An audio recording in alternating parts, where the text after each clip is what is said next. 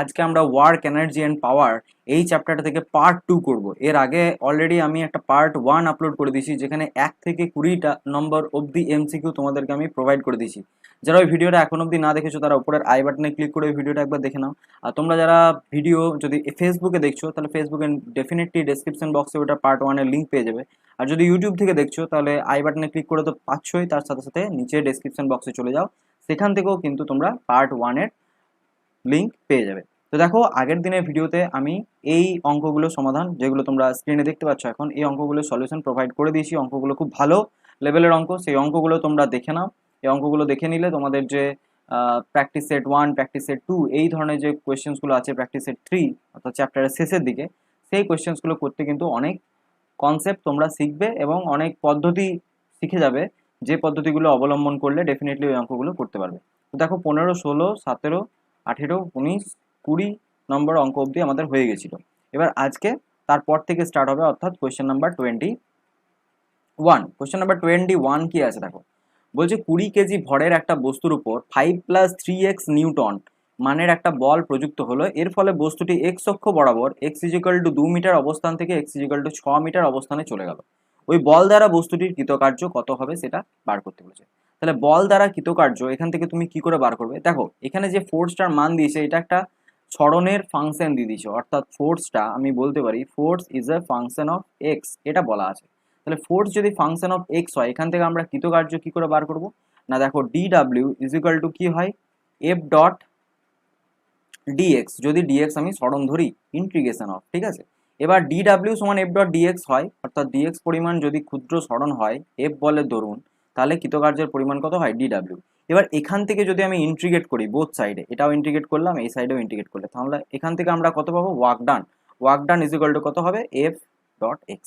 তো এটাই actual formula.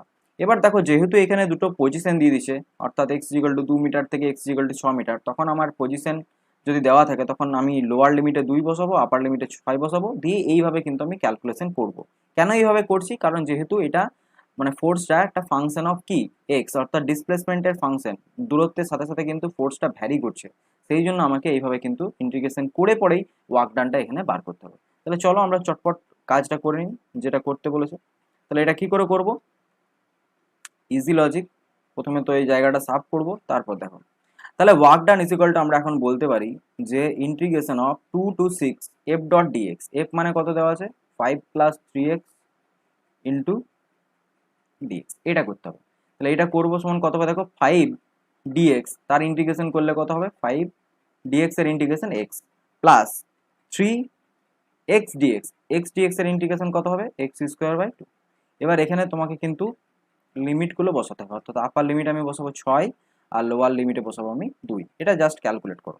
তাহলে দেখো, আমি এইখানটা ক্যালকুলেট করছি, 5 এক্স এর জায়গায় একবার 6 বসাচ্ছি, সেখান থেকে একবার 2 বসাচ্ছি, দিয়ে বিয়োগ দিয়ে দিচ্ছি। তাহলে কত হচ্ছে? 5 6 মানে 5 ব্র্যাকেটে দিয়ে দাও, 6 মাইনাস 2, ঠিক আছে, প্লাস 3।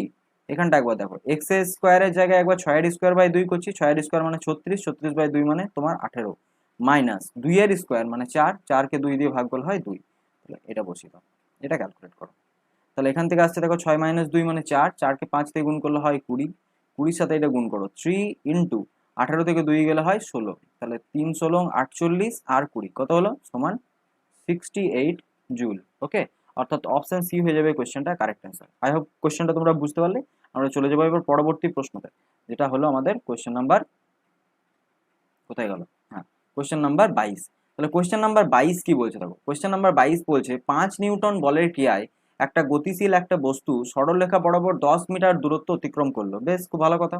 এর ফলে বলটির দ্বারা কৃতকার্য যদি 25 জুল হয়, তাহলে বস্তুটির উপর প্রযুক্ত বলের অভিমুখ এবং বস্তুর গতির অভিমুখের অন্তর্বর্তী কোণ কত হবে? তাহলে দেখো, এই কনসেপ্টটা আবার কোথা থেকে লাগছে? এই কনসেপ্টটা খুব ইজি কনসেপ্ট। ধরো এটা একটা মাটি, ঠিক আছে, এই মাটির ওপর কোনো একটা বস্তু এখানে আটকে আছে, ঠিক আছে। এই বস্তুটার একটা সার্টেন ওয়েট আছে, সেটাকে আমি এম ধরলাম। এবার তুমি কি করেছো, এই দিক বরাবর ধরো একটা ফোর্স দিয়েছো, ঠিক আছে, এই দিক বরাবর একটা ফোর্স প্রয়োগ করেছো। এই ফোর্স প্রয়োগ করার ফলে এই বস্তুটা এই দিক বরাবর চলতে শুরু করেছে, এই দিকে ডিসপ্লেসমেন্ট এস হয়েছে, ঠিক আছে। তাহলে দেখবে আমরা ওয়ার্ক ডানের রাশিমালা কি করে বার করতাম, যে work done is equal to বার করতাম যে এই যে ফোর্সটা আমি অ্যাপ্লাই করেছি সেই ফোর্সটার এই সরণের দিক বরাবর কত উপাংশ হচ্ছে। তো আমরা এটাকে যদি থিটা ধরতাম তাহলে এই ফোর্সটার এই বরাবর উপাংশ কত হতো বলো, একবার রিভিশন হবে। এই বরাবর উপাংশ কত হতো, এফ এর কস থিটা কম্পোনেন্ট। তাহলে F cos theta into S করতাম, সেখান থেকে আমরা কি পেতাম, ওয়ার্ক ডান। তাহলে এখানেও কিন্তু ওই জিনিসটাই করতে হবে, ঠিক আছে। তাহলে দেখো এখানে কি করেছে, 5 নিউটন বলের ক্রিয়ায়, তার মানে ফোর্সটার মান দিয়ে দিয়েছে 5 নিউটন, ঠিক আছে। 10 মিটার দূরত্ব অতিক্রম করলো, তার মানে সরণটার ভ্যালু দিয়ে দিয়েছে 10 মিটার, ঠিক আছে। এর ফলে কৃতকার্য কত হয়েছে, 25 জুল। তার মানে বাঁ দিকে যে ওয়ার্ক ডানটা দেওয়া আছে এটা 25 জুল দিয়ে দিয়েছে। জাস্ট তোমাকে এখান থেকে কস থিটার ভ্যালুটা বার করতে হবে। তো খুব সহজ, জাস্ট এখানে ডাব্লিউ এর জায়গায় আমাদের 25 জুল বসিয়ে দাও, এখানে 25 জুল বসিয়ে দাও, ফোর্সের জায়গায় 5 বসিয়ে দাও, এস এর জায়গায় 10 বসিয়ে দাও, বাস এখান থেকে কস থিটা বার করো। তাহলে অর আমরা বলতে পারি যে কস থিটা ইকুয়াল টু 25/50, 5 10 50। তাহলে 25/50 মানে হলো তোমার হাফ। তাহলে কস থিটা ইকুয়াল টু আমি বলতে পারি এটা কস 60 ডিগ্রির ভ্যালু, আর থিটা ইকুয়াল টু কত বলতে পারি, 60 ডিগ্রি। তাহলে থিটা হয়ে গেল 60 ডিগ্রি, অর্থাৎ অপশন বি হয়ে গেল এই কোয়েশ্চেনটা কারেক্ট অ্যান্সার। এবার আমরা চলে যাব কোয়েশ্চেন নাম্বার 23-তে। এটা কোয়েশ্চেন নাম্বার 23 কি বলছে দেখো, ভালো করে দেখো। কোয়েশ্চেন নাম্বার 23 বলছে যে অনুভূমিকের সাথে 60 ডিগ্রি কোণে একটা কণাকে ছোড়া হলো। কেমন করে কণাকে ছোড়া হলো না, আমাদের ওই যে নীরজ চোপড়া যেমন ভাবে দৌড়ে এসে কণাটাকে ছোড়ে বা বর্ষাটাকে ছোড়ে, সেই রকম ধরনের করে ছোড়া হলো। বলছে কণাটির প্রাথমিক গতিশক্তি যদি কে হয়, বলছে তাহলে গতিপথের সর্বোচ্চ বিন্দুতে এর গতিশক্তি কত হবে। তো দেখো এই কোয়েশ্চেনটা করতে আমার বেশিক্ষণ সময় লাগবে না। কি করে জিনিসটা ভালো করে বোঝো। ধরো এটা হলো মাটি, এইখান থেকে কণাটাকে তুমি এরকম করে ছুঁড়েছো, ঠিক আছে। এবার যখন ছুঁড়েছো তখন ইনিশিয়াল মোমেন্ট, এই পজিশনটাকে ধরো, এই পজিশনটার নাম দাও পি। আর যখন একদম অন্তিম হাইয়েস্ট পয়েন্টে উঠেছে সেই পয়েন্টের নাম দাও কিউ। এটা ধরে নাও ম্যাক্সিমাম হাইটের, সব থেকে এর থেকে বেশি উচ্চতায় সে কিন্তু আর উঠতে পারবে না, ওই প্রাসের অঙ্কগুলোর মতো। তাহলে এই পয়েন্টে যখন আমি ছুটছিলাম, এই পয়েন্টে তো একটা সার্টেন বেগ নিয়ে আমি ছুটেছি, সেই বেগটা মনে মনে ধরে নাও ইউ। এবারে এই ইউ বেগটা সবসময় কি হবে, এর ডাইরেকশন কি হবে না, যে কার্ভ ওয়েতে আমি দেখাচ্ছি যে বাঁকা পথ বরাবর যে যাচ্ছে, সেই বাঁকা পথ বরাবর স্পর্শক বরাবর কিন্তু ইউ এর দিক হবে। তাহলে এই যে ফাইনাল পজিশনে যখন যাবে এইখানটাতে, ঠিক আছে, এখানেও কিন্তু এর এই বরাবর একটা উপাংশ হবে, অর্থাৎ অনুভূমিক দিক বরাবর, আর একটা কি হবে, উল্লম্ব দিক বরাবর এর একটা উপাংশ হবে। এবার যেহেতু আমি কি বলেছি অনুভূমিকের সাথে কত ডিগ্রি কোণ করে ছুঁড়েছি, 60 ডিগ্রি কোণ করে ছুঁড়েছি, তাহলে এখানে যে ইউ বেগটা ছিল, ইউ বেগের অনুভূমিক দিক বরাবর উপাংশ কত হবে, ইউ cos 60। এইবার মজার ব্যাপারটা হলো দেখো, যদি প্রাস পড়েছিলে তাহলে ডেফিনেটলি একটা জিনিস তোমাদের সবসময় মনে থেকেছে, আই হোপ মনে আছে, যে এই রকম যখন একটা কণাকে ছোড়া হয়, ঠিক আছে, কণাকে ছোড়ার সময় যখন আমরা গতিশক্তি ক্যালকুলেট করি, ইনিশিয়াল মোমেন্টতে এর গতিশক্তি ঠিক আছে আমি বুঝে গেলাম যে হাফ এম যদি ওর মাস হয় কণাটা, তাহলে ইউ স্কোয়ার হলো তার গতিশক্তি, এটাই সমান বলা আছে অঙ্কতে আমার কে, এটা বলে দেওয়া আছে। বাট এই যে ফাইনাল যখন পিক অর্থাৎ সর্বোচ্চ পয়েন্টে উঠেছে, তখন এর গতিশক্তির সময় এই যে ইউটা আমি নিচ্ছি, এই ইউটা সমান আমি কত নেব, that is the main question. অর্থাৎ যেহেতু এই ইউটার অনুভূমিক বরাবর এবং উলম্ব বরাবর উপাংশ হবে ইউ সাইন 60, ঠিক আছে, তাহলে আমি কোন সাইন 60 অর্থাৎ ইউ সাইন 60 নেবো না ইউ কস 60 নেবো, এটাই হলো কোয়েশ্চেন।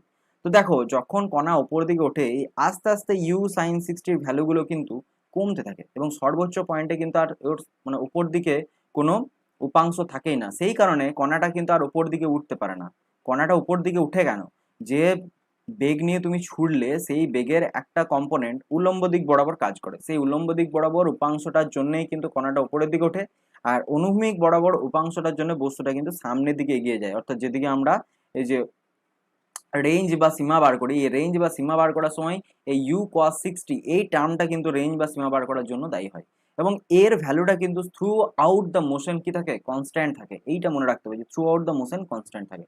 তাহলে এই জায়গায় যখন আমি কাইনেটিক এনার্জি বার করব, তখন তো উল্লম্ব দিক বরাবর এর উপাংশ 0 হয়ে যাবে, কারণ ও সর্বোচ্চ পয়েন্টে উঠে গেছে। অর্থাৎ ইউ সাইন থিটা কম্পোনেন্টের জন্য যে ওকে উপরের দিকে নিয়ে যাচ্ছিল, সে ওকে হাইয়েস্ট পজিশন অব্দি নিয়ে চলে গেছে, তার উপরে কিন্তু সে আর নিয়ে যেতে পারবে না, তাহলে ওখানে ওর কাজ খতম।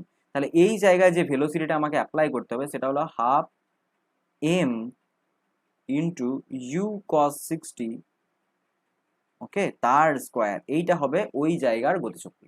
তাহলে এইটা এবার বলো কত হবে। দেখো cos 60 মান কত হয়, cos 60 মান হয় হাফ, তাহলে আমি এখানে বলতে পারি half M U square into cos 60, cos 60রও স্কোয়ার, তার মানে হাফের square. Half M U square, এই কথাটা মানেই কত? কে। তাহলে এটা বসিয়ে দাও কে, আর 1/2 এর স্কোয়ার মানে হলো 1/4, that is k/4।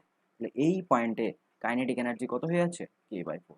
I hope এই তিনটা অঙ্ক ক্লিয়ার। এবার আমরা চলে যাবো পরবর্তী অঙ্ক। কোয়েশ্চেন নাম্বার 24 কি বলছে দেখো, বলছে একটা বস্তু কণাকে এই উচ্চতা থেকে ছেড়ে দেওয়া হলো।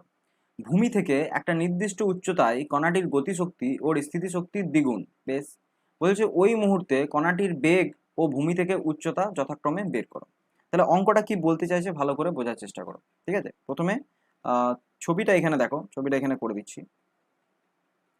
এটা ধরো প্রথমেই কণাটা একটা সার্টেন হাইটে ছিল, ঠিক আছে, সেটা বলে দিয়েছে দেখো ভূমি থেকে এর উচ্চতাটা বলে দিয়েছে এইচ উচ্চতায় ছিল। তাহলে আমি মনে মনে ধরে নিলাম যে বস্তুটার ভর হলো এম, এ প্রথমে এইচ উচ্চতা উপরে আছে। এবার কি হলো, ভূমি থেকে একটা নির্দিষ্ট উচ্চতায় এবার ও ওপর দিক থেকে কিন্তু নিচের দিকে কি হচ্ছে, আস্তে আস্তে পড়তে থাকছে। তো পড়তে পড়তে হয়তো কোনো একটা পয়েন্টে এখানে এসছে ধরো, ঠিক আছে। এবার এখানে যখন এসছে বলছে তখন তার গতিশক্তি ওর স্থিতিশক্তি দ্বিগুণ হবে, ঠিক আছে, এটা বলে দেওয়া আছে। এবার এখান থেকে তোমাকে কিন্তু অঙ্কটা স্টার্ট করতে হবে। তাহলে বলো প্রথম কেস, ছবিটার দিকে তাকাও এবং বলার চেষ্টা করো যে যখন বস্তুটা এই জায়গায় ছিল, ঠিক আছে, এই জায়গায় ছিল, তখন বস্তুটার মধ্যে গতিশক্তি ছিল কি? অবশ্যই না হবে, কারণ সে ওই জায়গাতে স্থির অবস্থায় ছিল। তাহলে তখন ওর যে শক্তিটা ছিল সেই শক্তিটা টোটালটাই কিন্তু স্থিতিশক্তি আকারে ছিল। সেটা কত ছিল? mgh, ঠিক আছে, স্থিতিশক্তি ছিল। এইবার বস্তুটাকে যখন উপর দিক থেকে তুমি নিচের দিকে ফেলে দিলে আস্তে আস্তে, তখন ও একটা সার্টেন ভেলোসিটি নিয়ে পড়বে, এমনি এমনি তো আর পড়বে না। তাহলে একটা ভি ভেলোসিটি নিয়ে পড়তে থাকলো। পড়তে পড়তে ধরো এই জায়গায় এসছে, এখন এই পয়েন্টটাতে এসছে। এই পয়েন্টটা তুমি মাটি থেকে ধরে নাও যে এখন এক্স উচ্চতায় আছে।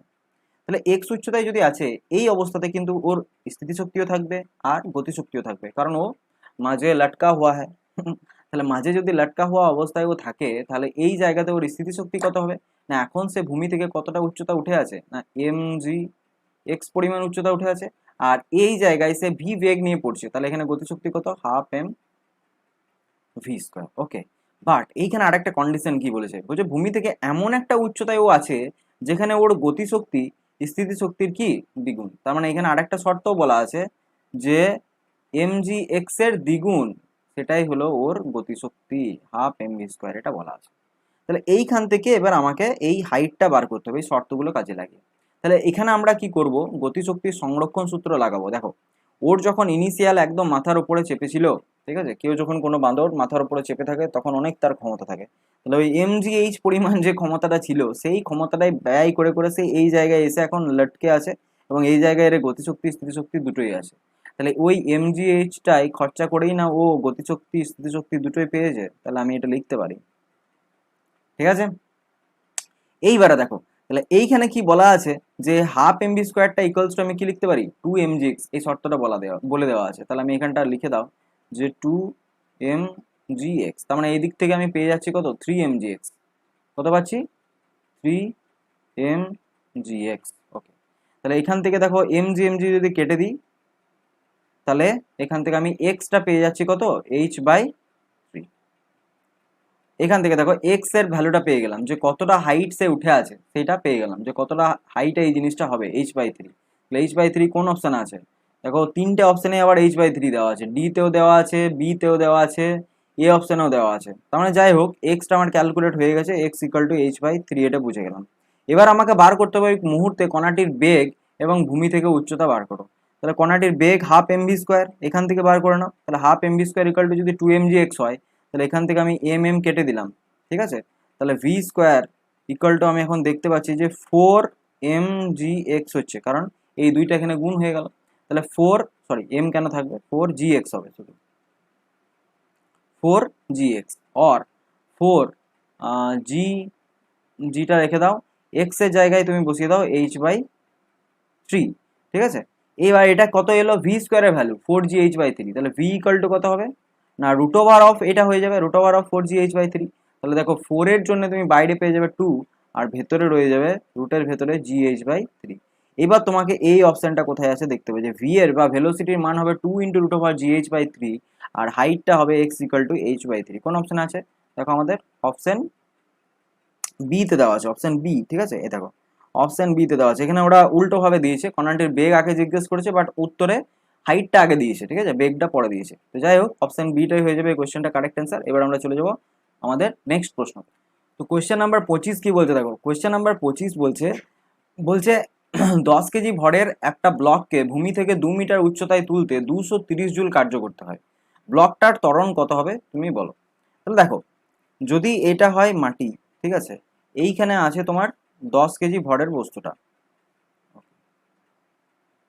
10 এইটাকে তুমি একটা সার্টেন ফোর্স দিয়ে উপরের দিকে তোলার চেষ্টা করছো এবং ক মিটার তুলেছো, 2 মিটার উচ্চতা অবধি তুলেছো, সেইটা তুলতে তোমার কার্য কত হয়েছে 230 জুল। তাহলে বলো এই যে 10 কেজি ভরের বস্তুটা এখানে আছে, নিচের দিকে কি কাজ করছে, এমজি কাজ করছে, সেটা কত, নিচের দিকে এমজি, এমজি সমান এম সমান দেওয়া আছে দেখো 10, আর জি এর মানও দেওয়া আছে 10, তার মানে 10 ইন্টু 10 অর্থাৎ 100 নিউটন। তাহলে আমাকে যে বাইরে থেকে ফোর্সটা প্রয়োগ করতে হবে সেই ফোর্সটা ডেফিনেটলি ওই 100 নিউটনের থেকে কি হবে, বেশি হবে। এটা আমরা বুঝতে পারছি, ক্লিয়ার কাট কনসেপ্ট, একটা খুব সহজ, যেহেতু নিচের দিকে 100 নিউটন বল কাজ করছে তাহলে উপরের দিকে যে বলটা প্রয়োগ করতে হবে সেটা ডেফিনেটলি 100 থেকে বেশি প্রয়োগ করতে হবে। এবং সেইটা প্রয়োগ করার ফলে এই যে 10 কেজি ভরের বস্তুটাকে তুমি কতটা হাইট অবধি তুলতে পারবে, না 2 মিটার হাইট অবধি তুলতে পারবে। অর্থাৎ তুমি যদি তার থেকে বেশি বল প্রয়োগ করে দাও তাহলে এ সার্টেনলি 2 মিটার রাইজ করে যাবে। তাহলে যদি রাইজ করে যায় তখন তোমার ওয়ার্ক ডান কত হবে, না তুমি যে পরিমাণ বলটা প্রয়োগ করেছো সেইটাকে যদি তুমি এস পরিমাণ সরণ ঘটাও, that is your work done, F dot S. তাহলে এই ওয়ার্ক ডানটার ভ্যালু দিয়ে দিচ্ছে দেখো 230 জুল, ঠিক আছে, ওয়ার্ক ডানটার ভ্যালু দিয়েছে 230 জুল, আর তুমি তুলেছো কত 2 মিটার। তাহলে এখান থেকে আমি ডেফিনেটলি ফোর্সটা বার করে নিতে পারবো। তাহলে ফোর্স ইকাল টু কত হবে, না এইটা দুইটা এইদিকে ভাগ হয়ে যাবে, তাহলে 230কে 2 দিয়ে ভাগ করলে তোমার হবে কত 115 নিউটন। তাহলে আমি বুঝে গেলাম আমি যে ওপর দিকে কত ফোর্স দিয়েছি 115 নিউটন। এইবার দেখো, এইবার হলো মজা, এইবার মজাটা হলো নেক্সট কোয়েশ্চেনটাতেই মজা আছে, কি বলছে ব্লকটা ত্বরণ কত হবে। তাহলে এইবার যখন তুমি বলটা প্রয়োগ করবে তখন তো এই ব্লকটি মানে খুব আস্তে আস্তে তো উঠবে না, হট করে উঠে যাবে। তাহলে হট করে উঠলে একটা সার্টেন এ ত্বরণ নিয়ে উপরের দিকে উঠবে। এইবার আমরা কিন্তু ওই লিফটের মোশনের মতন নিউটনের দ্বিতীয় গতিসূত্র অর্থাৎ ইকুয়েশন অফ মোশন লাগাবো। ইকুয়েশন অফ মোশন কি করে লাগাবো, না উপরের দিকে কত বল কাজ করছিল গো 115, তাহলে আমি লিখবো যে উপরের দিকে যেহেতু কণাটা উঠছে তাহলে উপরের দিকে নেট আপওয়ার্ড ফোর্স কত হচ্ছে 115 নিউটন উপরের দিকে, নিচের দিকে কাজ করছে দেখো 100 নিউটন, ঠিক আছে, মাইনাস 100 ইকুয়ালিটি কত, না বস্তুটার ভর কত 10 ইন্টু একটা সার্টেন অ্যাক্সেলারেশন নিয়ে সে উপরের দিকে উঠছে, ঠিক আছে, বোঝা গেল।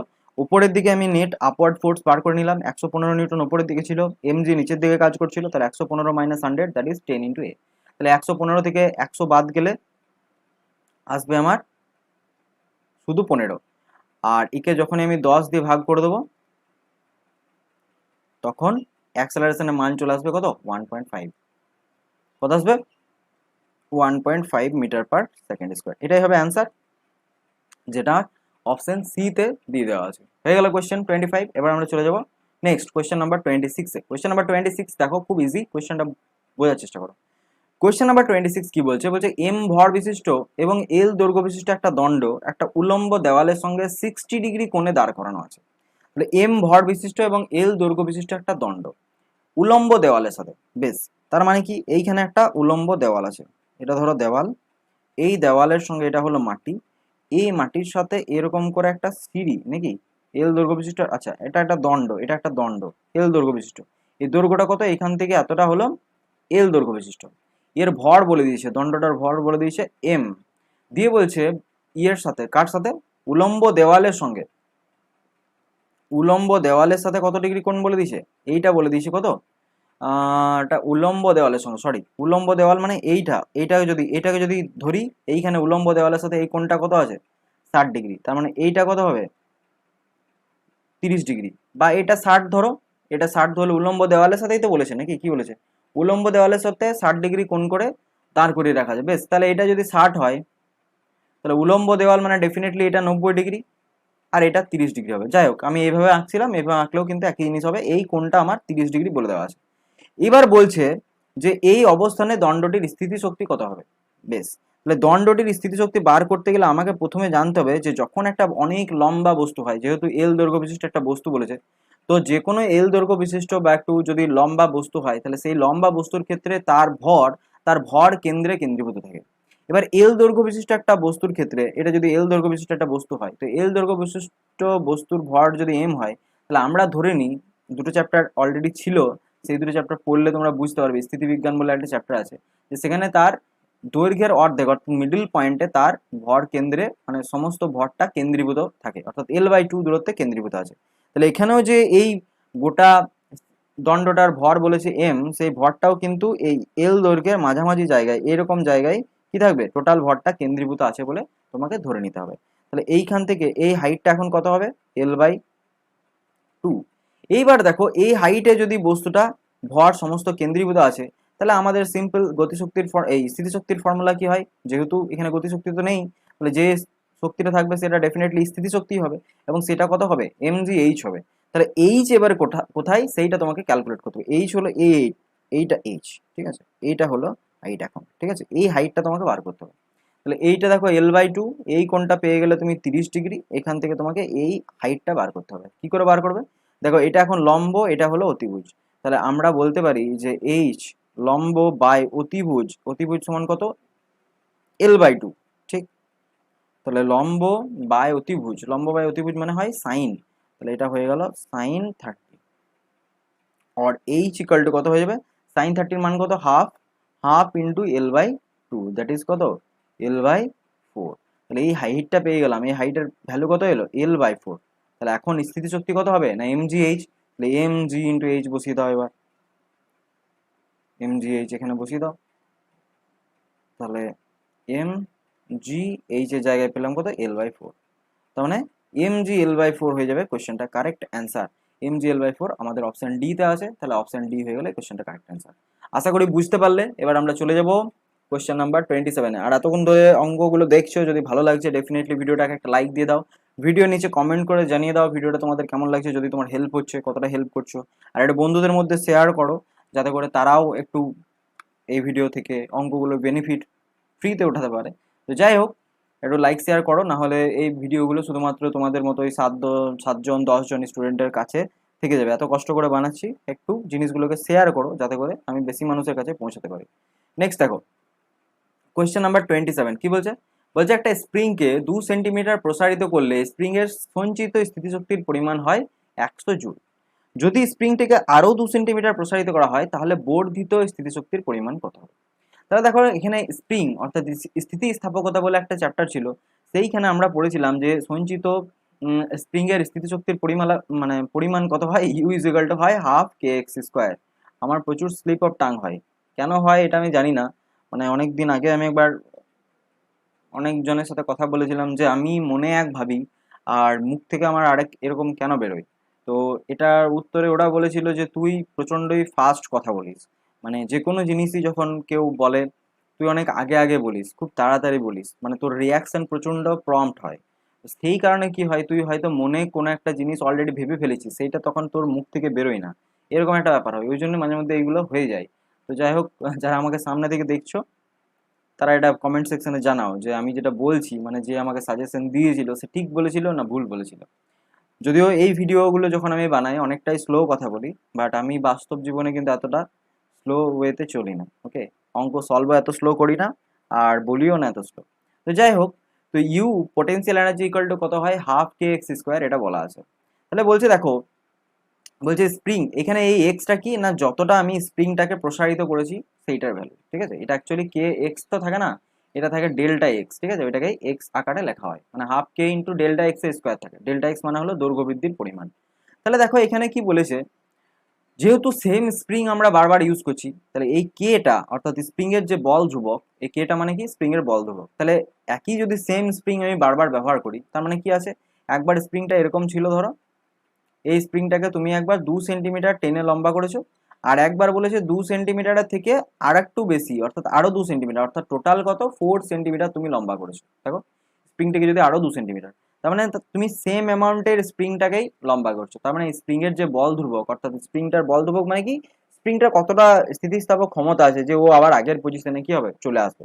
তাহলে এই দুটো স্প্রিং এর কিন্তু এই কেটা কি হবে, ফিক্সড হবে। তাহলে আমি এখান থেকে সিম্পলি দেখতে পাচ্ছি যে ইউ পোটেনশিয়াল এনার্জিটা অর্থাৎ দৈর্ঘ্য বৃদ্ধির স্কোয়ারের সাথে ভ্যারি করবে, মানে আমি এখান থেকে কিন্তু এটা বলতেই পারি যে ইউ ভ্যারিজাস এক্স স্কোয়ার, ঠিক। তাহলে ইউ ভ্যারিজাস যদি এক্স স্কোয়ার হয়, তাহলে আমি এটা বলতে পারি যে প্রথম ক্ষেত্রে পোটেনশিয়াল এনার্জিটাকে আমি বললাম যে U1, আর দ্বিতীয় ক্ষেত্রে পোটেনশিয়াল এনার্জিটাকে আমি বলছি U2।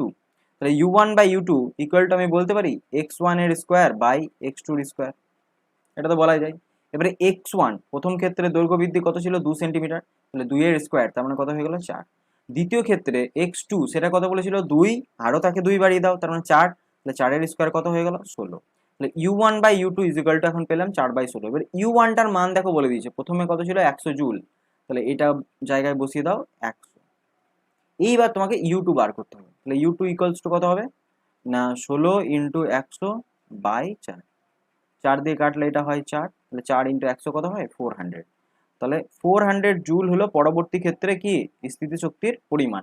এবার ওরা জিজ্ঞেস করেছে তাহলে বর্ধিত স্থিতিশক্তির পরিমাণ কত হবে, তাহলে বর্ধিত স্থিতিশক্তি, তাহলে প্রথমে স্থিতিশক্তি কত ছিল 100 জুল, এখন কত হলো 400 জুল, তাহলে বাড়লো কত 300 joule.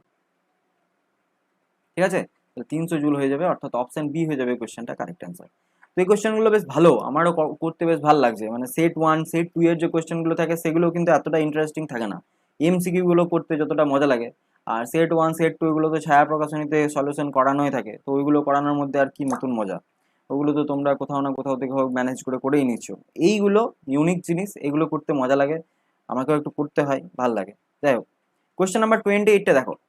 Question number 28 graph related question. Graph related question খুব ভালো করে বুঝবে, তোমাদের ম্যাথমেটিক্সের একটা চ্যাপ্টার আছে গ্রাফ রিলেটেড, যে চ্যাপ্টারটা যদি ভালো করে একটু বোঝো তাহলে কোন গ্রাফ কি ধরনের তৈরি হয় সেটার কনসেপ্ট কিন্তু তোমরা পেয়ে যাবে, এবং এই গ্রাফ রিলেটেড জিনিসগুলো মানে বুঝতে পেরে যাবে।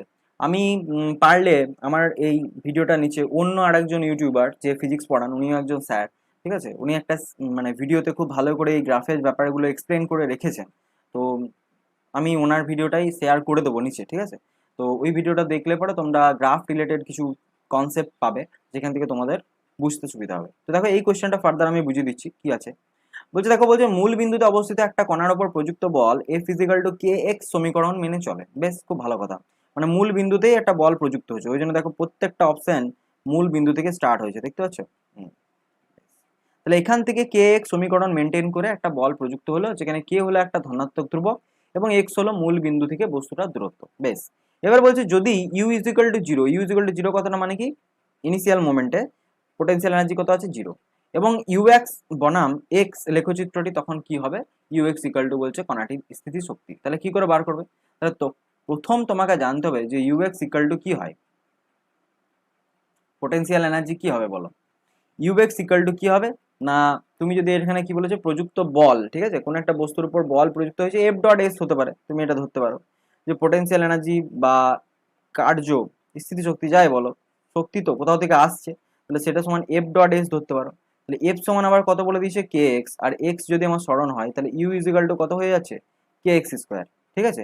এইখান থেকেও বলতে পারো, কিংবা আরেকটা জায়গা আমাদের পোটেনশিয়াল এনার্জির যে কনসেপ্ট আছে সেখান থেকেও তুমি বলতে পারো যে পোটেনশিয়াল এনার্জির কনসেপ্ট কি আছে, u equal to integration of f dot dx, এটা দেখবি ছিল। তাহলে integration of f dot dx integration করলে কত হয় f kx dx করবে, ঠিক আছে, এটা ইন্টিগ্রেট করবে, তাহলে kx স্কোয়ার বাই 2 প্লাস একটা কনস্ট্যান্ট c পাবে।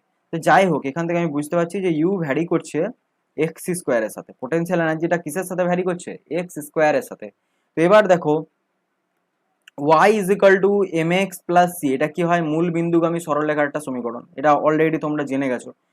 y is equal two mx square plus c, এইরকম টাইপের যদি ইকুয়েশন হয় তো সেটা কি হয় এরকম টাইপের হয়, নিচের দিক থেকে ভ্যালুগুলো মানে mx প্লাস c হলে কি হয়, এক সেকেন্ড দেখো, এই যে কোনো একটা গ্রাফে দেখায় y is equal two mx plus c হলে কি হবে মূল বিন্দুগামী সরলরেখা এরকম করে হবে। আর ওই জিনিসটা যখন x স্কোয়ার টার্মে বাড়বে তখন বৃদ্ধিটা কেমন হবে, এদিকে আস্তে আস্তে বাড়তে বাড়তে হঠাৎ করে এরকম করে কিন্তু বেড়ে যাবে। কি করে বাড়ছে তোমাদেরকে একটা মানে সার্টেন কিছু ভ্যালু নিয়ে পরে দেখালেই বুঝতে পারবে। ধরো এটা 1, এটা 2, এটা 3, এটা 4 এরকম করে বাড়ছে, ঠিক আছে। এবার তুমি ধরো পোটেনশিয়ালের ভ্যালু তুমি এক্স এর জায়গায় তুমি 1 বসাচ্ছ, তখন পোটেনশিয়ালের ভ্যালু কত পাচ্ছ, এখানে পোটেনশিয়াল ধরো এটা 2, এটা 4, এটা মানে স্কোয়ারের টার্মে চলছে, তো তাহলে 2, তারপরটা 3 এর স্কোয়ার হবে 9, তারপরটা হবে 4 এর স্কোয়ার 16, এরকম টার্মে কিন্তু পোটেনশিয়াল এনার্জি এদিকে বাড়ছে। তাহলে যখন ইউ ইজিক্যাল টু তুমি 1 বসাচ্ছিলে তারা 1 এর স্কোয়ার আসছিল, তার মানে 1 আসছিল, ঠিক আছে। কিন্তু যে ইউ ইজিক্যাল টু 2 বসালে তখন 2 এর স্কোয়ার কত এলো 4, তারপরে যখন ইউ ইজিক্যাল টু 3 বসাবে তখন 3 এর স্কোয়ার হবে 9। অর্থাৎ তুমি যে পয়েন্টগুলোতে উঠছো তোমার ডেটাগুলো কেমন পাচ্ছ, 1 নম্বর পয়েন্টে তুমি ডেটা পেলে 1 এর স্কোয়ার, এখানে ধরো এই জায়গায় 1 আছে, বাট যেই তুমি 2 নম্বর পয়েন্টে চলে গেলে তখন তুমি ডেটা পেলে কত, 2 এর স্কোয়ার 4 এই জায়গায়, ঠিক আছে। 3 নম্বর পয়েন্টে হট করে 9 হয়ে গেল, 4 নম্বর পয়েন্টে লিনিয়ার ওয়েতে বাড়ছে না, হট করে 16 হয়ে গেল, তাহলে কার্ভটা কেমন হয়ে গেল, এরকম করে যেতে যেতে আস্তে আস্তে উপরের দিকে কিন্তু বেঁকে যাচ্ছে। তাহলে এই রকম ধরনের এই দিকে আস্তে আস্তে যেতে যেতে যেতে যেতে উপরের দিকে বাড়ছে। আবার তুমি যদি এইদিকে মাইনাস অর্থাৎ এক্স যদি নেগেটিভ ধরো, তাহলে নেগেটিভ দিকেও পোটেনশিয়াল এনার্জি এইদিকেও কিন্তু বাড়তে থাকে, অর্থাৎ অপশন সি হয়ে যাবে কারেক্ট অ্যান্সার। আশা করি বুঝতে পারলে। এটা দেখো Y is equal to M X plus C টাইপের ইকুয়েশন, এটা তো স্ল্যান্টটা অন্যদিকে Y is equal to minus M X plus C এরকম টাইপের যদি হয় এটা হতো, আর এটা যদি মাইনাস এক্স স্কোয়ার রিলেটেড কিছু চলে আসতো তখন এইদিকে মুড়ে যেত, ঠিক আছে, মাইনাস হয়ে গেলে ভ্যালুগুলো নিচের দিকে নেমে যেত, তখন আমাদের অপশন ডিটা কারেক্ট হতো। তো আই হোপ এই ব্যাপারটা ক্লিয়ার হলো, মানে 28 নম্বর কোয়েশ্চেন অব্দি ক্লিয়ার। এবার আমরা চলে যাবো কোয়েশ্চেন নাম্বার 29-এ। দেখো কোয়েশ্চেন নাম্বার 29 কি বলছে, বলছে একটা মোটরের সাহায্যে একটা অনুভূমিক পাইপের মধ্য দিয়ে নির্দিষ্ট হারে জল সরবরাহ করা হচ্ছে। ওই একই পাইপের মধ্য দিয়ে একই সময়ে পূর্বের চেয়ে এন গুণ পরিমাণ বেশি জল সরবরাহ করতে হলে মোটরটির ক্ষমতা কত গুণ বৃদ্ধি করতে হবে। তাহলে এইখানে ওই একই কনসেপ্ট লাগে, ঠিক আছে, এটা ডাইরেক্ট অ্যাপ্লাই করে দেওয়া যায়, বাট তোমরা বুঝতে পারবে না, তোমাদের জন্য আরেকবার ক্লিয়ারলি ভালো করে বুঝিয়ে দিচ্ছি। দেখো মোটরের মধ্য দিয়ে যখন একটা পাইপ যায়, তাহলে একটা ইমাজিন করো পাইপ, ঠিক আছে, পাইপ এরকম পাইপ, এই পাইপের মধ্য দিয়ে জল কি হয়, জল বেরোতে থাকে, তাই তো। এখানের মধ্য দিয়ে জল কিন্তু এইভাবে এসে পড়ে এইদিকে বেরোতে থাকে, এরকম করে কিন্তু জল বেরোয়। বেশ, এই জলের ক্ষমতাটা, এই জলটা দেখবে পাইপ যদি আমরা একটু ছোট করে দিই তাহলে কিন্তু জল বেরোনোর স্পিডটা অনেক বেড়ে যায়, এবং সেই জলটার সামনে যদি তুমি দাঁড়াও তুমি কিন্তু অনেকটা দূরে ছিটকে চলে যেতে পারো, ঠিক। তার মানে ওই যে বেগটা নিয়ে জলটা বেরোচ্ছে, ওই বেগ সহ জলটার একটা ভর আছে, তাহলে ওই জলটার কিন্তু একটা ক্ষমতা বা গতিশক্তিও আছে, সেই গতিশক্তিটাই এখানে এরা বার করতে বলেছে। তাহলে পাওয়ারটা কি হবে না, পাওয়ার ইজ ইকুয়াল টু আমরা জানি কার্য বাই সময়, ঠিক আছে। কার্য এখানে কত করবে না, দেখো এই জলটা একটা ভি ভেলোসিটি নিয়ে যাচ্ছে, ঠিক আছে, এটা ভি ভেলোসিটি নিয়ে যাচ্ছে, আর জলটার একটা ভর পাবো, তাহলে এখানে কত হবে সেটার গতিশক্তি না, half M V square by T, এইটা হবে জিনিসটার কি পাওয়ার, ঠিক আছে, এইটা ক্লিয়ার। এইবার এখানে যে জলটা যাচ্ছে এই জলটার আমার মাস কত হবে সেইটা তোমাকে বার করতে হবে। তো মাস কি করে বার করবে এটা ভালো করে বোঝার চেষ্টা করো। দেখো এইটা অনেকটা কিন্তু একটা চোঙ, বা তোমাদের যে ক্লাস 10-এ পড়েছিল সিলিন্ডারের মতো, তাহলে সিলিন্ডারের এই জায়গাটাকে বলা হয় কি cross sectional area, cross sectional area যেটা অনেকটা বৃত্তের মতো, এটার ভ্যালু কত হবে না, এই সিলিন্ডারটা যদি ব্যাসার্ধ আর হয় তাহলে এটা ভ্যালু কত হবে পাই আর স্কোয়ার, যেটাকে আমরা ক্রস সেকশনাল এরিয়াকে এ দিয়ে লিখি, ঠিক আছে, তোমাদের অনেক উদাহরণের অঙ্কতেও কিন্তু এটা বোঝানো আছে দেখবে। তাহলে এটা হলো এ, আর একটা সার্টেন হাইটে যে জল যাচ্ছে এইটার আয়তন কত হবে, অর্থাৎ এই ভেতরে ধর কোনো একটা সার্টেন টাইমে আমি যদি এই জলটার আয়তন বার করতে যাই তাহলে এটা কত হবে বলো, পাই আর স্কোয়ার ইন্টু এল পরিমাণ জল। এবারে এল পরিমাণ অর্থাৎ এই যে এল কতটা দৈর্ঘ্য সেটা কি করে বার করবে না, আমি দেখো বলেছি কি বস্তুটা ভি ভেলোসিটি নিয়ে যাচ্ছে, তাহলে ভি ভেলোসিটি নিয়ে যদি টি টাইম ধরে যায় তাহলে ভি ইন্টু টি এটা অ্যাকচুয়ালি কি প্রকাশ করবে না, দেখো আমরা জানি দূরত্ব সমান কি হয় বেগ ইন্টু সময়, তাহলে দেখো ভি ইন্টু টি অ্যাকচুয়ালি কিন্তু দূরত্বকেই প্রকাশ করবে। সেই দূরত্বটা কত না, এইখানে ধরো কোনো একটা জল ছিল, সে ভি ভেলোসিটি নিয়ে যাচ্ছিল, টি টাইম পরে সেই জলটা এখান দিয়ে বেরোচ্ছে, তার মানে এই জলটা এই জায়গা থেকে এই জায়গা অর্থাৎ এতটা ডিস্টেন্স যেটাকে আমি বলছি এল ডিস্টেন্স, সেই এল ডিস্টেন্স কভার করেছে, তাহলে এল মানেই তো ভিটি, ঠিক। আশা করি বুঝতে পারলে। তাহলে এল সমান যদি ভিটি হয় তার মানে এল এর জায়গায় আমি ভিটি বসাতে পারি, তার মানে এই যে জলটা এখানে যাচ্ছে এই জলটার আয়তন কত, যেটাকে আমি ক্যাপিটাল ভি দিয়ে লিখছি, এটা হলো ভলিউম, ঠিক আছে। এই ভি আর এই ভি কিন্তু আলাদা, এই ভি ছিল জলের বেগ, এই ভি হলো জলের আয়তন, তাহলে আয়তন ইজ ইকুয়াল টু কত হবে না পাই আর স্কোয়ার এল, তাহলে পাই আর স্কোয়ারটাকে আমি এ দিয়ে লিখছি কারণ যেহেতু এটার কোনো কাজ নেই, তাহলে এ ইন্টু এলটা সমান কত লিখবো বলো ভিটি, সেই ভিটা হলো ছোট ভি ইন্টু টি, এই ভি মানে ভেলোসিটি, এই ভি মানে ভলিউম, ঠিক আছে, ভলিউম মানে আয়তন। এবার দেখো জলের আয়তনটা আমি কি করে বার করব না, জলের আয়তন সমান আমি কি লিখতে পারি, দেখো ঘনত্ব সমান কি হয়, ঘনত্ব সমান হয় ভর বাই আয়তন, তাহলে রো ইজ ইকাল টু কি হয় ভর বাই আয়তন, তাহলে আয়তন ইজ ইকাল টু কি হবে এম বাই রো, এটা লেখা যায়। তাহলে আমি এই ভি এর জায়গায় আয়তনের জায়গায় আমি কি লিখতে পারি যে জলের ভর ডিভাইডেড বাই জলের আয়তন, ঠিক আছে। তাহলে এইখান থেকে দেখো আমার এখানে এম বাই টি এই জায়গাটা দরকার ছিল, তাহলে এম বাই টি যদি বসিয়ে দিই এখান থেকে দেখো কত হচ্ছে, তাহলে এম আর এই টিটাকে এদিকে ভাগ করে নিয়ে চলেছে, তাহলে M by T is equal to কত চলে আসছে রো এ ভি, ঠিক আছে। এই টার্মটা কিন্তু অনেকের মুখস্থ রাখা উচিত, এই এম বাই টি এর পরিমাণ কত হয় রো এ ভি, যেখানে রো মানে হলো জলের ঘনত্ব, যেটা যদি সিজিএস ইউনিটে লেখো তাহলে 1 গ্রাম পার সিসি হয়। এ মানে হলো যে পাইপটার মধ্য দিয়ে যাচ্ছে সেই পাইপটার ক্রস সেকশনাল এরিয়া, ঠিক আছে, পার্শ্বতলের ক্ষেত্রফল। আর ভি মানে হলো জলটা কত বেগ নিয়ে যাচ্ছে সেটা। তাহলে রো এ ভি আমরা এই এম বাই টি এর জায়গায় লিখতে পারবো। তাহলে এখন পাওয়ার ইজিক্যাল টু কত চলে এলো, পাওয়ার ইজিক্যাল টু বলো হাফ এম বাই টি এর জায়গায় আমি লিখছি rho A V into V square, তার মানে V cube, V into V square, V cube. তাহলে দেখো পাওয়ার ইজিক্যাল টু কি হলো, half rho A V cube. বেশ, তার মানে দেখো রো মানে হলো জলের ঘনত্ব, হাফ একটা ফিক্সড রাশি, এ হলো ক্রস সেকশনাল এরিয়া, পাইপ তো সবসময় পাইপই থাকবে, তার মানে আমি বলতে পারি এই তিনটে রাশি কিন্তু কি থাকবে, কনস্ট্যান্ট থাকবে। অর্থাৎ পাওয়ারটা আলটিমেটলি যার উপর ভ্যারি করবে সেটা হলো ভি কিউ, অর্থাৎ কত ভেলোসিটি নিয়ে তুমি জলটা বার করছো তার উপর ডিরেক্টলি ডিপেন্ড করবে। তাহলে বলো এই মোটরটির ক্ষমতা, এখন বলছে কি ওই একই সময়ে পূর্বের চেয়ে এন গুণ বেশি পরিমাণ জল সরবরাহ করছো, তাহলে এন গুণ বেশি পরিমাণ জল কি করে যাবে, এন গুণ যদি জল বেশি যেতে হয় তাহলে জলের বেগটাকেও তো এন গুণ বাড়াতে হবে, নাহলে কি করে বেরোবে। ধরো তুমি এখানে দাঁড়িয়ে আছো, এখানে কেউ দাঁড়িয়ে আছে, তাহলে এখানে একটা বালতি নিয়ে দাঁড়িয়ে আছে, জলের বেগ যদি কম থাকে তাহলে বালতিতে জলটাও কম ভর্তি হবে, আর যদি জলের বেগ অনেক বেশি হয় তাহলে বালতি তাড়াতাড়ি ভর্তি হবে। এই লজিকটা খুব সহজে বুঝতে পারবে, দেখবে প্রত্যেকেরই রাস্তাতে কিন্তু টাইম কলে জল আসে, দেখবে জলের বেগ যখন তাড়াতাড়ি থাকে তখন তুমি যখন বালতিগুলো নিয়ে যাও বালতিগুলো কিন্তু খুব কম সময়ে কিন্তু ভর্তি হয়ে যায়, আর যখন জলটা আস্তে আস্তে পড়তে থাকে তখন কিন্তু বালতিটা বেশি সময় ধরে ভর্তি হয়। তাহলে বুঝতে পারলে, তার মানে সিম্পলি বেগের উপর ডিপেন্ড করছে যে কতটা টাইম, মানে বেশি জল যদি আমি ভরতে চাই তাহলে তার বেগটাকে বাড়াতে হবে। তাহলে এই যে পাওয়ারটাকে যদি আমি বাড়াতে চাই তাহলে বেগটাকেও কি করতে হবে, এন গুণ বাড়াতে হবে, অর্থাৎ সেই পাওয়ারটা কত হয়ে যাবে, এন এর কিউবের সাথে ভ্যারি করে যাবে। অর্থাৎ এই যে বলছে পূর্বের চেয়ে এন গুণ বেশি পরিমাণ জল দিলাম, এন গুণ বেশি পরিমাণ জল দিলে মানে কি জলের বেগটা এন গুণ পরিমাণ বেড়ে গেল, তাহলে পাওয়ারটাও কত গুণ বেড়ে যাবে, এন কিউব পরিমাণই কিন্তু বেড়ে যাবে। আই হ্যাভ ক্লিয়ার, বুঝতে পারলে? যদি না বুঝতে পারছো আরেকবার ভিডিওটাকে রিওয়াইন্ড করে অর্থাৎ পেছনে গিয়ে আবার চালাও, ডেফিনেটলি বুঝতে পারবে। কোয়েশ্চেন নাম্বার 29 অব্দি হয়ে গেল। ওকে, এখনো দেখো প্রচুর লটস অফ কোয়েশ্চেন আছে। কোয়েশ্চেন নাম্বার 30, কোয়েশ্চেন নাম্বার এই তো 30, 31, 32 এরকম করে প্রচুর কোয়েশ্চেন আছে। তো চলো চটপট চটপট আমাদেরকে করে ফেলতে হবে, ঠিক আছে? তো কোয়েশ্চেন নাম্বার 30 দেখো, কোয়েশ্চেন নাম্বার 30 কি বলছে একবার দেখে নি, ভিডিওটা রেকর্ডিং আছে তো অন, খুব টেনশন হচ্ছে, এতগুলো রেকর্ডিং অন করা, এত ভিডিও শুট করা, not a matter of joke.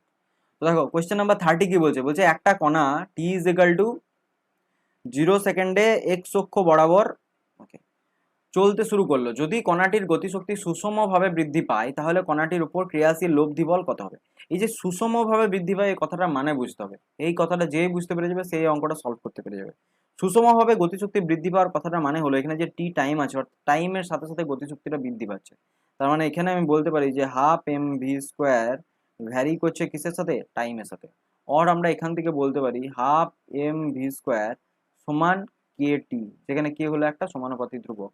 और এখান থেকে বলতে পারি V square equal to K T by 2m, और আমরা এখান থেকে বলতে পারি V equal to root over of K T by 2m। এখান থেকে আমরা এটাও বলতে পারি যে K into root over of T, যেখানে কে বাই 2m মানে root over of K by 2mটাকে আর একটা কনস্ট্যান্ট আমি ধরে নিলাম, এই কনস্ট্যান্টটাকে তুমি কে না ধরে কে ড্যাশও বলতে পারো, তার মানে V equal to K dash into root T, বা এখান থেকে তুমি বলতে পারো যে ভিটা ভ্যারি করছে রুট ওভার অফ টি এর সাথে। এতদূর অব্দি চলে এলো। এবার বলছে কণাটি লব্ধি বল কত হবে, তাহলে লব্ধি বল মানে কি ফোর্স, তাহলে ফোর্স ইকুয়াল টু কি হয় মাস ইন্টু ত্বরণ, মাস নিয়ে কোনো গল্প নেই, ত্বরণ সমান আমরা কি লিখতে পারি, বেগ আমি পেয়েছি তাহলে বেগ বাই সময় বলতে পারি, ঠিক আছে। তাহলে বেগ বাই সময় সমান কত হবে, বেগের জায়গায় আমি মান কত বসাবো, ভি সমান আমি কি লিখতে পারি K dash into root T, তাহলে এটা লিখে দাও K dash into root T divided by আছে টি, তাহলে এ ফিজিক্যাল এটা, আর এ ফিজিক্যালটা আমরা কত বলতে পারি এম ইন্টু কে ড্যাশ, এই রুটটি দিয়ে যদি এই টিটা কাটো তাহলে নিচে চলে আসবে রুটটি, তাহলে দেখো এম ইন্টু কে ড্যাশ এটাকেও তো আমি আবার কনস্ট্যান্ট বলতে পারি, তার মানে এ ফিজিক্যালটা এখন নতুন কনস্ট্যান্টের নাম দিয়ে দিচ্ছি, কার নাম দেবো, মৃণালের নাম দিয়ে দিই, ঠিক আছে, মৃণালের নাম দিলে মুশকিল আছে, প্রেমানন্দের নাম দিয়ে দিই, প্রেমানন্দ পি ফর কনস্ট্যান্ট, ঠিক আছে, প্রেমানন্দ বাই টি। তাহলে পি এখন কনস্ট্যান্ট কোয়ান্টিটি, তাহলে ফোর্সটা কার সাথে ভ্যারি করছে, root over of 1 by root T, রুটি নয় কিন্তু, ঠিক আছে, এখানে খাবার রুটি ফুটি কিছু নয়, এটা রুট ওভার অফ টি বা রুট টি, ঠিক আছে। তাহলে অপশন ডি হয়ে যাবে এই কোয়েশ্চেনটার কারেক্ট অ্যান্সার, অর্থাৎ ফোর্সটা 1 by root over of T এর সাথে ভ্যারি করছে। ওকে, তাহলে এই অবধি হলো কোয়েশ্চেন নাম্বার 30 অবধি হলো। এবার চলে যাবো আমরা কোয়েশ্চেন নাম্বার 31-এ। তো দেখো কোয়েশ্চেন নাম্বার 31 কি বলছে, বলছে স্থির অবস্থায় থাকা কোন একটা গাড়ির উপর পি স্থির ক্ষমতা প্রয়োগের ফলে টি সময় পর গাড়িটির ভি বেগ প্রাপ্ত হলো, তাহলে ভি ভ্যারিজাস কত হবে। তাহলে দেখো স্থির অবস্থায় থাকা কোন একটা গাড়ির উপর পি ক্ষমতা প্রয়োগ করার ফলে গাড়িটির টি সময় পর গাড়িটি ভি বেগ প্রাপ্ত হলো, তাহলে বলো ফোর্স ইকুয়াল টু, আমরা লিখতে পারি ফোর্স ইকুয়াল টু কি হয়, ফোর্স ইকুয়াল টু আমরা কি লিখতে পারি, স্থির পি ক্ষমতা প্রয়োগ করার ফলে ফোর্স সমান কি লিখতে পারি, আমরা জানি বল গণিত বেগ, এটা আমরা জানি, ঠিক আছে। ক্ষমতা সমান কি হয়, ক্ষমতা সমান হয় বল গণিত বেগ। এবার এখানে যেহেতু স্থির অবস্থায় থাকা পি স্থির ক্ষমতা প্রয়োগ করেছে, তাহলে পি ইজিক্যাল টু আমি বলতে পারি বল ফোর্স ইন্টু বেগ ভি। এবার ফোর্স সমান কি হয়, দেখো ফোর্স সমান এম ইন্টু এ হয়, ইন্টু ভি করলাম। এবার এখানে কি করেছে, এ মানেও আমরা লিখতে পারি, দেখো এ মানে ভি বাই টি ত্বরণ ইন্টু ভি, আর বলতে পারি দেখো এম ভি স্কোয়ার বাই টি, এটা সমান পাওয়ার চলে এলো।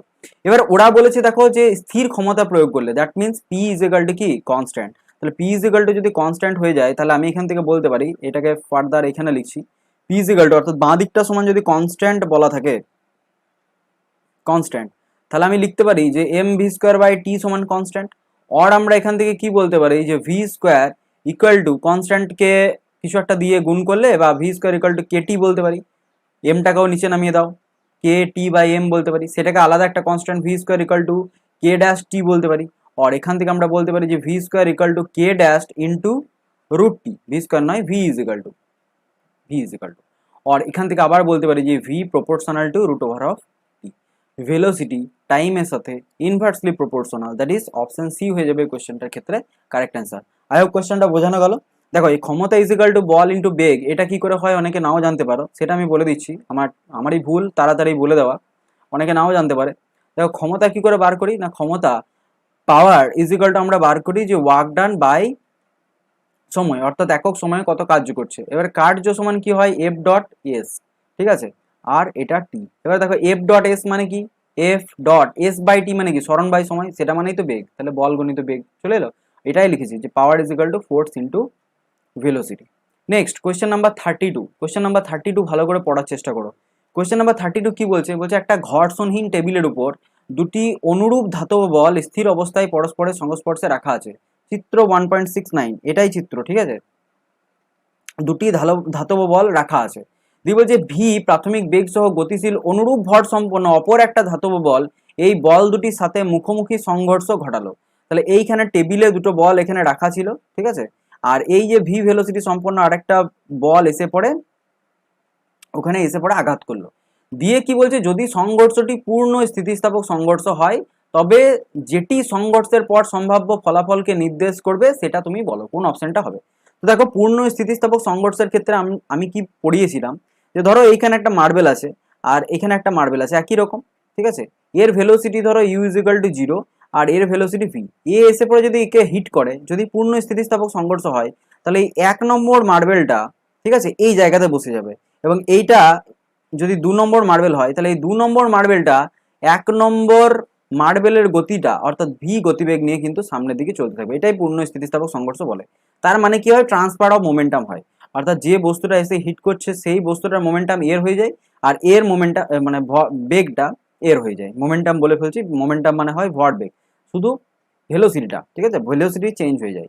তাহলে এখানে বলো এই যে ভি বেগ নিয়ে আসছিল, এখানে যে বস্তুটাকে হিট করলো এই বস্তুটা কি হবে, এই জায়গায় স্থির ছিল, তার মানে এই যে বস্তুটা এসে হিট করেছিল যেটা কালি ব্ল্যাক আছে, সে ব্ল্যাক কালারের পেনটা এখানে ব্ল্যাক বা ব্লুইশ টাইপের আছে, ঠিক আছে, কালারটা তোমরা বুঝতে পারবে না কারণ এখানে 3টে কালার অ্যাকচুয়ালি বইয়ে ইউজ করেছিল, এখানে একটা কালার এখানে দুটো আলাদা কালার, এইটা ব্ল্যাক এটা রেড এটা একটা অন্য কালার নীল টাইপের কালারটা আছে, তো এটাকে আমি আলাদা কালার দিয়ে দিচ্ছি।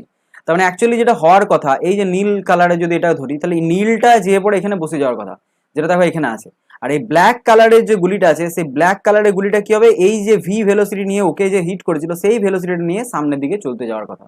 তো সেটাই দেখো আমাদের অপশন 2 কিন্তু ওই ফরম্যাটটাই দেওয়া আছে, এখানে এই ব্লু কালারের বলটা এখানে বসে গেছে, ওর ভেলোসিটি 0 হয়ে গেছে রেড কালারের সাথে, আর এই ব্ল্যাক কালারের সামনের বলটা কি হলো ভি ভেলোসিটি নিয়ে সামনের দিকে চলতে থাকছে। তো এটাই তো পূর্ণ স্থিতিস্থাপক সংঘর্ষের কারণে হয়। এটা দেখো এনসিআরটিতে এই এনসিআরটির যে ধরনের কোয়েশ্চেনগুলো দেয় এনসিআরটির খুব ভালো কনসেপচুয়াল কোয়েশ্চেন থাকে, তোমাদের বইয়ের পেছনেও দেখবে এনসিইআরটির অনেক কোশ্চেন দেওয়া আছে, ওই কোশ্চেনগুলো একবার সলিউশন করার চেষ্টা করবে, দেখবে প্রত্যেকটা কোশ্চেনে কিন্তু খুব ভালো ভালো মানে কনসেপ্ট ইউজ করা থাকে। ঠিক আছে, এবার চলে যাবো কোশ্চেন নাম্বার 33।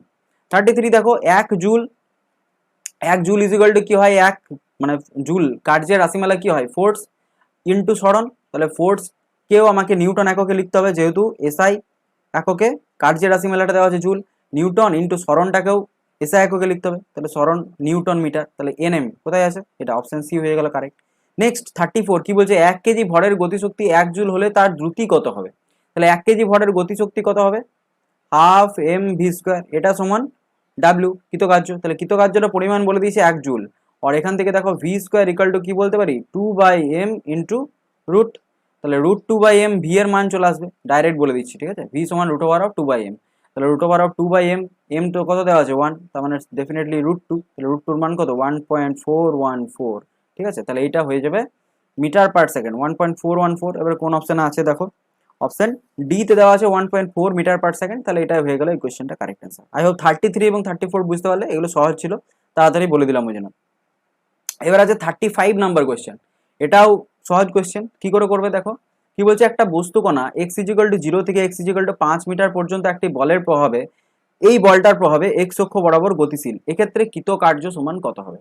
তো এইরকম যখন দুটো পয়েন্ট দেওয়া থাকে, দুটো পয়েন্টের ক্ষেত্রে কৃতকার্যের রাশিমালা কি করে বার করি আমরা, না work done is equal to আমরা বার করি integration of F dot DX x1 to x2, এটা হয় আমার বেসিক ফর্মুলা। তাহলে এখানেও আমরা ইউজ করবো ইন্টিগ্রেশন, x1 এর পজিশন কত দিয়েছে 0, এখানে দিয়েছে 5। ঠিক আছে, এফ এর মান দেখো দিয়ে দিয়েছে 7 minus 2x plus 3x square, এটার কি করতে হবে dx, এটা ইন্টিগ্রেশন করো।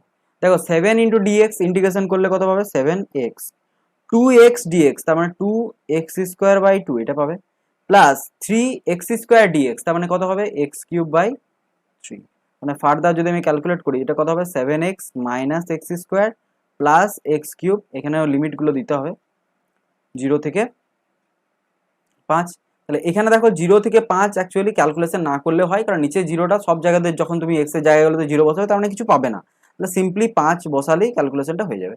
তো আমরা তাই করবো, সিম্পলি 5 বসিয়ে দেবো এক্স এর জায়গাগুলোতে। তো 7 ইন্টু 5 মানে 35, মাইনাস 5 এর স্কোয়ার মানে হলো তোমার 25, প্লাস 5 এর কিউব মানে হলো 125। তাহলে 35 থেকে 25 গেলে হয় 10, 10 এর সাথে 125 যোগ করলে হয় 135, অর্থাৎ 135 জুল হয়ে যাবে এই কোয়েশ্চেনটার correct answer. I hope clear. চলে যাবো আমরা 36 কি বলছে দেখো, বলছে একটা বস্তু কণার উপর একটা বল, এই বল এত নিউটন ক্রিয়া করায় বস্তু কণাটি r1 পয়েন্ট, যেটা i cap plus j cap plus k cap meter থেকে, বলছে r2 is equal to i cap minus j cap plus 2k cap meter বিন্দুতে গেলে কৃতকার্য কত হবে। তো কৃতকার্য রাশিমালা equal to w is equal to কি হবে না ফোর্স, যেহেতু ভেক্টর ফর্মে আছে, ইন্টু r, এটা করতে হবে। এবারে r মানে কি সরণ, এটা বার করতে হবে। তো দেখো final position r2, initial position r1, তাহলে আমি এখানে r ইজ ইকুয়াল টু বলতে পারি কি বলবো r2 মাইনাস কি হবে r1, এটাই হবে সরণ। তাহলে r2 মাইনাস r1 করে নাও, দেখো এখানে i ক্যাপের কোফিসিয়েন্ট 1, এখানে i ক্যাপের কোফিসিয়েন্ট 1, তাহলে 1 মাইনাস 1 ইজ ইকুয়াল টু 0, তাহলে i ক্যাপ থাকলো না। j ক্যাপের কোফিসিয়েন্ট কত আছে -1, এই j ক্যাপটা থেকে এই 1টা বাদ যাচ্ছে, তাহলে -1 that is -2 j cap, plus 2 k cap থেকে k ক্যাপ বাদ গেল মানে প্লাস k ক্যাপ। তাহলে আমি এখন ডিসপ্লেসমেন্ট ভেক্টরটা পেয়ে গেলাম 2 j cap plus k cap. এবার আমার ওয়ার্ক ডানটা সিম্পলি বার করবো, work done is equal to কত হবে, ফোর্স দেওয়া আছে দেখো i cap plus 2 j cap plus 3 k cap into হবে আমার -2 j cap plus k cap. এবার এটা গুণ করো, দেখো i রিলেটেড কোনো টার্ম নেই, তার মানে আইটা নিয়ে কোনো কাজ নেই। 2j এর সাথে যখন -2j গুণ করবে হবে 2 দুগুণে 4 এবং মাইনাস যেহেতু আছে -4, আর 3 একে 3, তাহলে -4 প্লাস 3 অর্থাৎ -1 এবার জুল। ঠিক আছে, -1 জুল হয়ে যাবে এটা কৃতকার্য। ওকে, চলে যাই নেক্সট প্রশ্নতে, কোশ্চেন নাম্বার 37 খুব ভালো কোশ্চেন, ভালো করে বোঝার চেষ্টা করো। কি বলছে, একটা ভর m কে একটা তারের সাহায্যে g/2 স্থির ত্বরণ নিয়ে নিচের দিকে x দূরত্ব নামানো হলো, কৃতকার্যের রাশিমালা কত হবে। তাহলে কৃতকার্যের রাশিমালা কি হবে আগে বোঝো।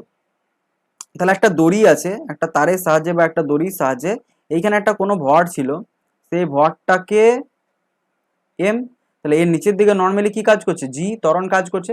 একে বলছে যে একটা সার্টেন অ্যাক্সেলারেশন নিয়ে নিচের দিকে নামানো হচ্ছে, কত অ্যাক্সেলারেশন নিয়ে আমি মনে মনে ধরলাম যেহেতু এই থিওরিটা তোমরা অলরেডি পড়েছো, মনে পড়ছে একটা বাঁদর যখন ওপরের দিকে তারে উঠতো, বা একটা বাঁদর যখন একটা অ্যাক্সেলারেশন নিয়ে নিচের দিকে নামতো, তখন এফ নেট ফোর্সটা কত হতো, অর্থাৎ এই তারটার প্রতি নেট ফোর্স কত হতো, এফ ইজিক্যাল টু কি হতো, এম জি, নিচের দিকে নামার সময় কি হয়ে যেত, এম এ হয়ে যেত। আর যদি উপর দিকে উঠতো তখন কি হতো, M G plus M A. তাহলে এখানে যেহেতু নিচের দিকে নামছে তাহলে এম এ, তাহলে আমি যদি এম কমন নিই তাহলে কি হয়ে গেল, জি মাইনাস এ।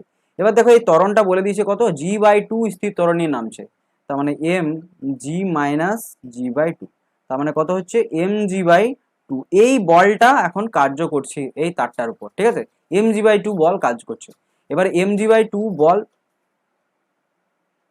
যদি কার্য করে নিচের দিকে যদি এক্স দূরত্ব নামায়, তাহলে কৃতকার্যের রাশিমালা কত হবে, কৃতকার্য ইকুয়াল টু বল ইন্টু সরণ,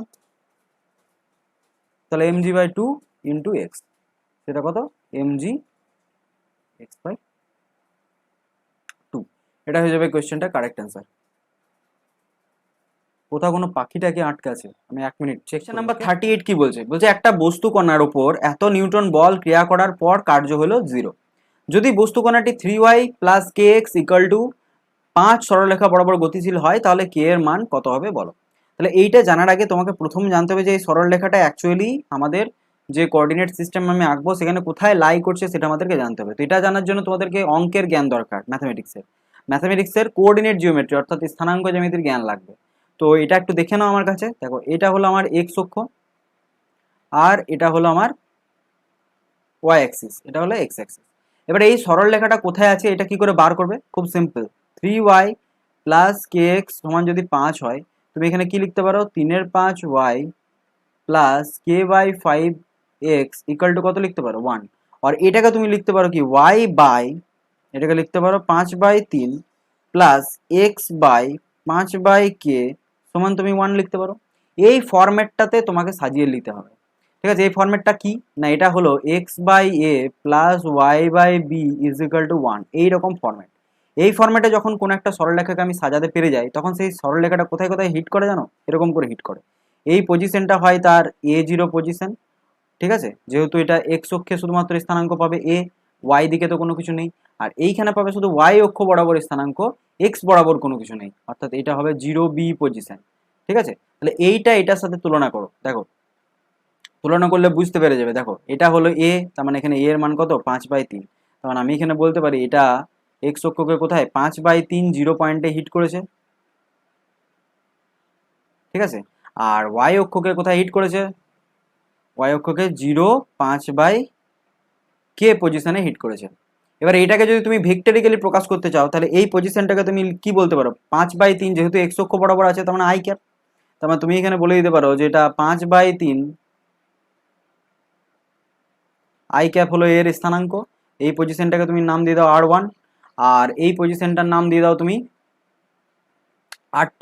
তাহলে এর পজিশন স্থানাঙ্ক কত হবে, 5/k, কি হয়ে যাবে বলো, 5/k জে ক্যাপ হয়ে যাবে, কারণ এটা ওয়াই অক্ষ বরাবর আছে। এবার তুমি r1 থেকে r2, দেখো এই সরলরেখা বরাবর তুমি কৃতকার্য করেছো, তার মানে এই পজিশন থেকে এই পজিশন অবধি তুমি গেছো, বাস এটা বুঝতে হবে। তার মানে তুমি গেছো কোন বরাবর, এই যে 5/k J cap minus 5/3 I cap বরাবর তুমি গেছো। তাহলে এটাই হলো তোমার সরণ। এই সরণটা তুমি যখন এই ফোর্স দিয়ে গুণ করবে, তোমার কার্য বলেছে 0 হয়েছে, অর্থাৎ তুমি এখান থেকে এই বরাবর, অর্থাৎ এই বরাবর যদি চলেছো, তাহলে এই চলতে তুমি কোনো কার্য করোনি, এটা ওরা অঙ্কতে বলতে চেয়েছে। তার মানে কি, ওয়ার্ক ডান, আমি এখানটা মুছে দিচ্ছি, ঠিক আছে, work done is equal two, ওরা বলেছে যে ওয়ার্ক ডানটা 0, তাহলে ওয়ার্ক ডানটা 0 করো, দিয়ে কে এর মান বার করতে বলেছে। তাহলে work done is equal to কত হবে, ফোর্স, তাহলে ফোর্স কত, 2i cap plus 3j cap into R কত, 5/k J cap minus 5/3 I cap. এই দুটোর গুণফলটা equals to work done, that is equal to কত বলেছে, 0। বাস, তাহলে 0 ইকুয়াল টু কত হবে, আই ক্যাপের সাথে আই ক্যাপ গুণ, তার মানে মাইনাস 10/3 প্লাস জে ক্যাপের সাথে জে ক্যাপের গুণ, মানে 15/k। এখান থেকে তোমাকে কে বার করতে হবে, এখান থেকে কে বার করে নাও, এদিকে চলে এলো 10/3 সমান হলো তোমার 15/k, 5 দিয়ে কাটো, এটা 3, এটা হলো 2, তাহলে কে ইজ ইকাল টু কত আসছে, কে ইজ ইকাল টু এটা কিছু ভুল করেছি, কে এটার মান আসবে 2, ঠিক আছে। এখানে এই 3 গুলো কেটে যাবে, কোথাও ভুল করেছি একটু দেখে নিও, কোথাও কিছু ভুল করেছি, ঠিক আছে। 5/k না k/5 ছিল, খেয়াল তো করছো না, 5/k ছিল না k/5 ছিল, k/5 ছিল, সেটাকে 5/k করলাম, x/5/k, ঠিক আছে। 5/k, 5×2 = 10। এইখানে তো কে ছিল, কোথায় কি লিখে দিলাম, এইখানে 10/k ছিল, -10/k ইজ ইকাল টু, এদিকে জে ক্যাপের সাথে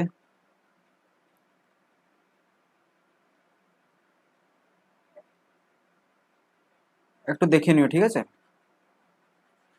কি জানি কি হলো, একবার চেক করি, দাঁড়াও।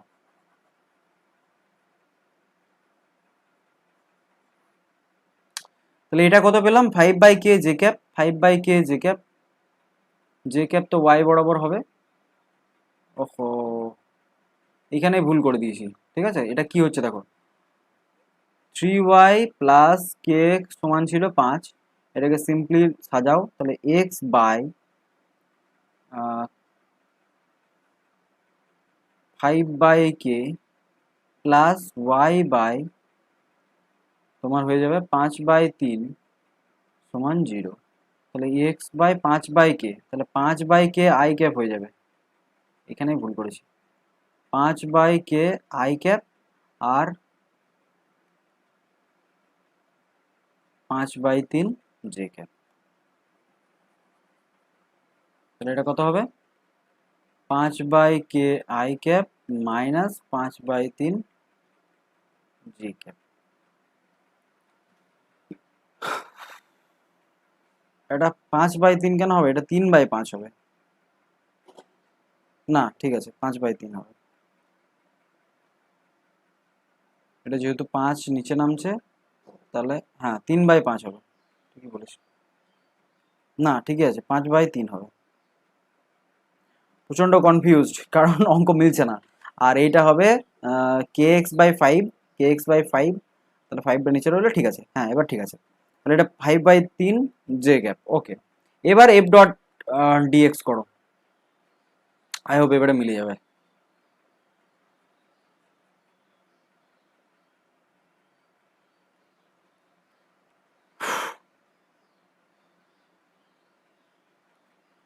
তাহলে work done is equal to F কত বলেছে, 2i cap plus 3j cap into DX, DX কত বলেছে 5/k I cap minus 5/3 J cap.